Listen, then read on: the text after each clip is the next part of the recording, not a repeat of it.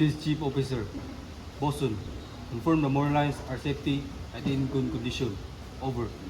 All lines are checked and ready, Chief. There is no visible damage or wear. Over. This is Deck Officer 1, stationed at the starboard mooring winch, ready to handle the lines. Over. This is Deck Officer 2. I'll keep watch for any hazards and maintain my communications with the bridge. Over.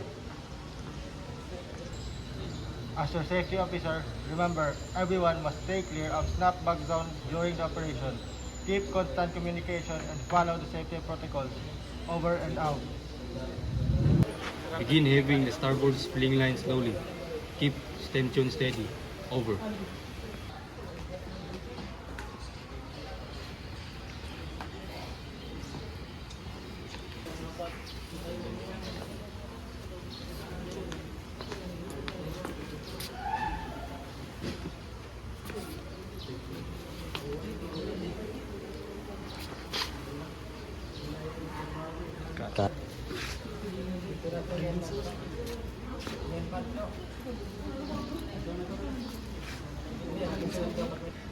Line is tight, it is over.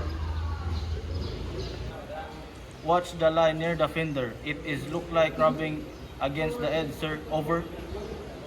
This is Deck Officer 2.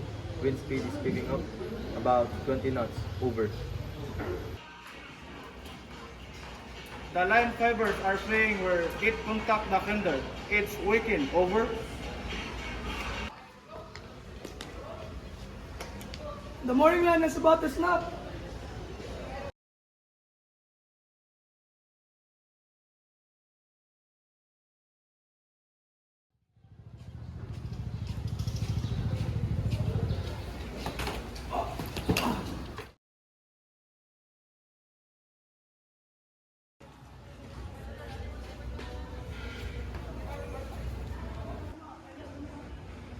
Emergency. Injured crew here at the mooring winch. We need emergency here at the mooring station ASAP. Over and out.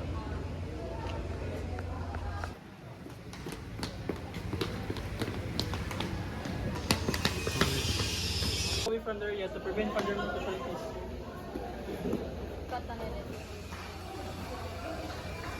The patient suffered severe laceration and heavy bleeding in the arm.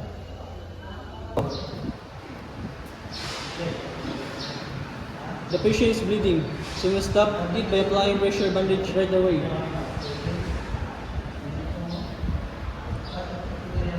Medic 2, inform the port emergency receiver and request medical evacuation. Over.